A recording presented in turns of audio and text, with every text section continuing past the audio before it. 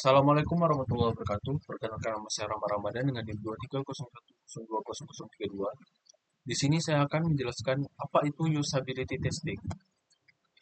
Masuk ke materinya. Apa itu usability testing? Usability testing adalah metode pengujian sebuah produk dengan meminta pengguna nyata untuk mencobanya secara langsung.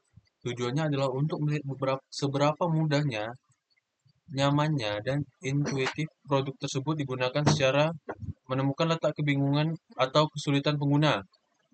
Lalu pengertian AR, AR adalah teknologi yang menumpuk atau menambahkan elemen digital seperti objek 3D, gambar atau teks ke atas lingkungan dunia nyata secara langsung, biasanya melalui bantuan kamera dan layar perangkat seperti HP atau kacamata khusus.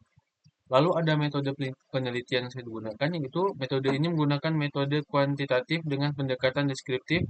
Data dikumpulkan menggunakan kuesioner EUQ setelah responden mencoba aplikasi AR. Responder terdiri dari pengguna smartphone, data analisis, dan menghitung rata-rata pada 6 dimensi. Lalu ada rumusan masalah. Yang pertama itu bagaimana tingkat usability pada augmented reality yang telah dibuat.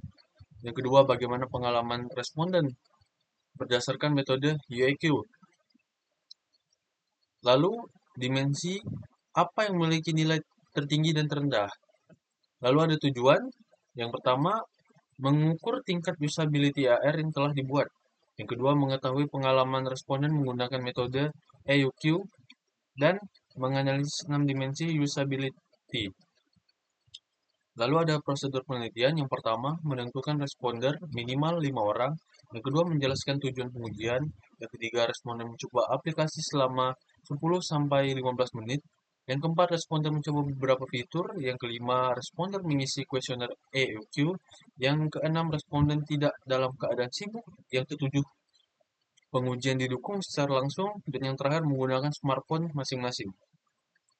Untuk produk AR yang saya buat, ini adalah produk AR yang saya buat di tugas 1.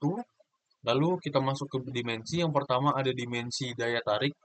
Nah, jadi untuk di angka 1 ini sangat tidak tertarik terhadap AR, dan di angka 7 itu sangat tertarik. Jadi angka 1 adalah nominal terkecil dan angka 7 adalah letak tertinggi dari nilai itu tersendiri. Jadi di sini yang menjawab di angka 5 ada satu orang, menjawab di angka 6 ada 4 orang, dan menjawab di angka 7 ada satu orang. Berarti em, responder eh, banyak mengisi ke arah ketertarikannya. Karena di angka 4 itu menandakan netral, di sini karena angka 4-nya tidak terisi, berarti rata-rata untuk jawabannya itu di angka 6. Lalu ada dimensi kemudahan dipahami, yang dimana di sini satu orang memilih netral, 3 orang memilih angka 5, 6, satu orang memilih angka 6, dan satu orang memilih angka 7. Lalu ada efisiensi, di sini ada satu orang memilih di angka 3, berarti untuk efisiensi dari AR ini menurut dia cukup. Lalu di angka 5 ada 3 orang, di angka 6 ada satu orang, dan di angka 7 ada satu orang. Lalu untuk dimensi keandalan, yang dimana ada satu orang memilih netral, 3 orang memilih angka 5, satu orang memilih angka 6, dan satu orang memilih angka 7. Lalu untuk dimensi kesenangan, ada satu orang memilih angka 5, 2 orang memilih angka 6, dan 3 orang memilih angka 7. Dan yang terakhir dimensi novelty, yaitu kebaruan. Satu orang memilih angka 5, 6, satu orang memilih angka 6, dan 4 orang memilih angka 7. Jadi kelebihan dan kekurangan AR, yaitu pertama, untuk kelebihan yaitu interaktif dan menarik. Yang kedua, meningkatkan pengalaman. Yang ketiga, pengalaman pengguna lebih imersif. Dan yang keempat, ada inovatif dan modern. Lalu dapat digunakan di berbagai bidang dan mudah diakses melalui smartphone. Lalu untuk yang kekurangan, ketergantungan pada perangkat, seperti kita tergantung kepada HP. Karena AR mengandalkan perangkat-perangkat seperti smartphone atau kacamata khusus. Lalu ada performa bisa tidak stabil, Yang ketiga, konsumsi baterai tinggi. Yang keempat, kurang optimal di semua kondisi. Yang kelima, kurva pembelajaran bagi pengguna baru.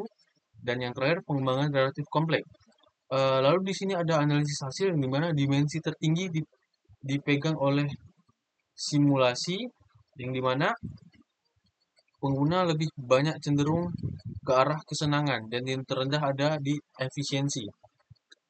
Lalu pengguna cukup mudah menggunakan aplikasi, sistem cukup stabil dan tapi belum optimal, serta aplikasi menarik dan inovatif. Jadi kesimpulannya, berdasarkan hasil usability testing terhadap produk augmented reality, dapat disimpulkan bahwa AR memiliki tingkat penggunaan yang cukup baik dilihat dari 6 dimensi, yaitu attractiveness, persuasi, efisiensi, dependability, simulasi, dan novelty. Secara umum, pengguna dapat memahami dan menggunakan AR dengan cukup mudah serta merasakan pengalaman yang menarik dan interaktif. Namun, masih terdapat beberapa aspek yang perlu ditingkatkan seperti efisiensi sistem serta optimalisasi performa agar pengguna menjadi lebih lancar dan stabil. Oleh karena itu, diperlukan perbaikan pada sisi teknis dan desain agar kualitas pengalaman pengguna dapat lebih maksimal. Demikian presentasi dari saya. Terlebih dan kurang saya minta maaf. Saya tutup. Wabillahi taufiq walhidayah. Wassalamualaikum warahmatullahi wabarakatuh.